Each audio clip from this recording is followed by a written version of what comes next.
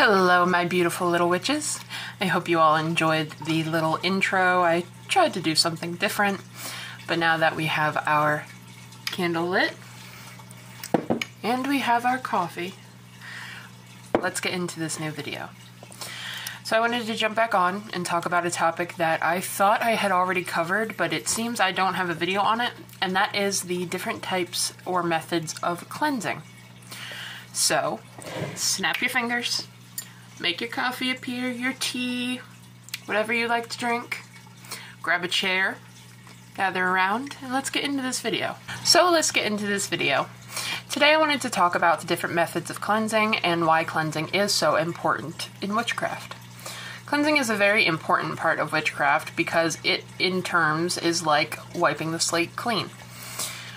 Cleansing is giving yourself a fresh start, a fresh surface, a clean space to practice in. When you cleanse, you are pushing out stagnant energy, negative energy, any old energies. You are pushing out negative entities, negative spirits, anything that is not there to do good. So basically anything along the lines of an evil intent or old energies are going to be pushed out during cleansing, which will give you a brighter outlook, it will give you more motivation, and it will make your space and energy flow better and more properly. So let's get into the different types of cleansing methods. If I am looking down, it's because my paper is right here. And yeah, let's get into it, guys. So the first type of cleansing I wanted to go over was smoke cleansing. Now you can use various different things for smoke cleansing, such as sage, palo santo, you can use incense, you can use a loose incense, cone incense, all types of things. I do highly recommend that if you are going to cleanse, you do not use white sage, since it right now is indigenous, and I do not know the full backstory with white sage, but there is a lot of information that you can easily find online, and that you are better off using a different method such as palo santo, or loose incense, or maybe even a room spray. With that aside, we are going to talk about the different smoke cleansings. You can use things like herb bundles such as jasmine or lavender or things like that, and you can use them to cleanse your space, to push out all the negativity. Aside from herb bundles, you can also use palo santo. You can use any type of incense. I personally like to use dragon's blood incense, but I am also finding that I have a secret love for lavender and violet incense as well. So you can also use incense sticks, cones, or loose incense. I find if you want to add a little bit of a witchy touch, loose incense is pretty cool because it emits more smoke and it just looks cool coming out of your cauldron. So, with that aside, different methods of cleansing aside from smoke cleansing can be things like air purifiers and room sprays. These are methods to help people who have asthma or cannot burn sage or palo santo or things like that in their current living situation. So, now that we've covered smoke cleansing, I want to talk about room sprays. Room sprays are a great method to cleansing if you cannot or do not have the option to cleanse with smoke. I know some people have asthma or are not able to smoke cleanse due to where they live, and that is perfectly okay. Doing stuff like room sprays will help you cleanse your space effectively, and it lasts a lot longer than smoke cleansing will. Although smoke cleansing does last a long time, I find that I go through incense and stuff like that pretty quickly, whereas room sprays I tend not to. So room sprays are sprays that you can put together in a spray bottle, any type of bottle, and you can put basically anything into it. I personally will put like moon water and a little bit of salt, maybe some essential oils and stuff like that into it. You can put herbs into it, all kinds of things. The basic goal of a room spray is just to put cleansing components into a bottle with water or vinegar or a little bit of alcohol or whatever you choose to put into it. And essentially it is used to cleanse your space without using smoke. So now with that aside, I want to talk about salt. Salt can be used in so many different ways, and it is such a great cleansing method. You can put it in your food, you can put it in your ritual work, your spells, you can put it in a bath, you can put it in so many different things. Salt is so potent, so even just a little bit of it will go a long way. I find using salt in my spell work most times boosts my spells, and it also, when I'm using it for cleansing purposes or banishing, it is a highly, highly potent component into the spells and boosts those kinds of spells for cleansing. You can also sprinkle a little bit of salt across your doorway or your windows or something like that, the entryways into your home, so that when someone crosses it, all that negativity will be cleansed by the salt. Another type of salt that you can use is pink Himalayan salt. Even though it is traditionally used in self-love magic, you can also use it in cleansing magic. Some people prefer pink Himalayan salt over white salt, which is perfectly fine. It's also a little bit better to add to baths if you're going to do a cleansing bath. And yeah. So on to cleansing baths.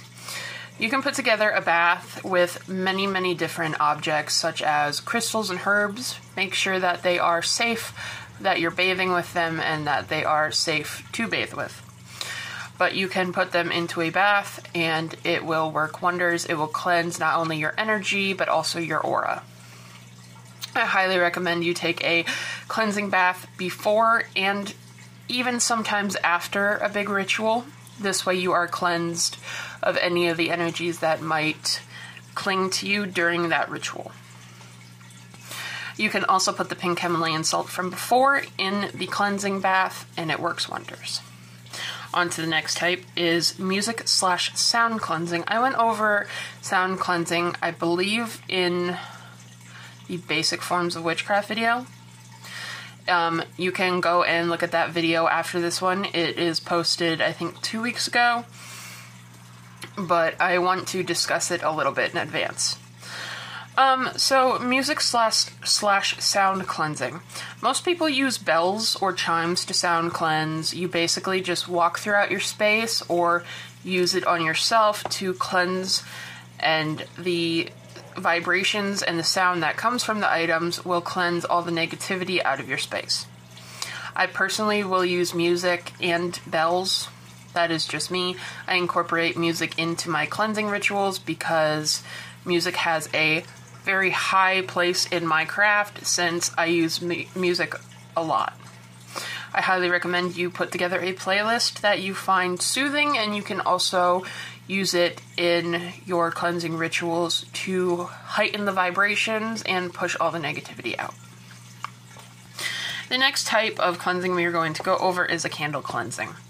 Now, the simplest way to do candle cleansings is just to get a white candle or any color. You can substitute for any color, but I recommend a white or black candle.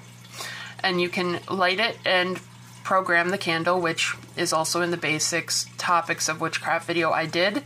You will learn how to program a candle in that video.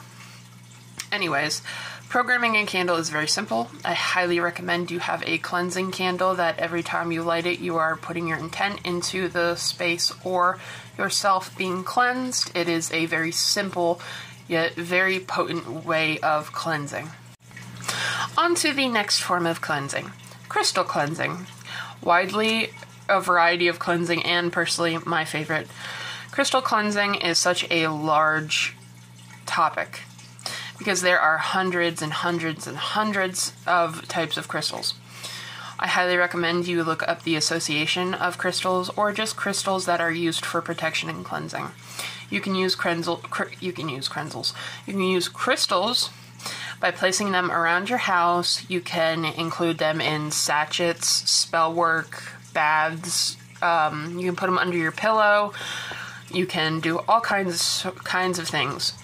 I know a lot of people will keep a cluster of clear quartz by the front door so that every time someone walks in, it is also being cleansed. You can also do this with a white candle to help the barrier at the door, so when you walk through, whatever is attached to that person is being cleansed. Now, crystals have a wide variety of associations, so like I said, I highly recommend you look up the different uses of crystals and what their associations are.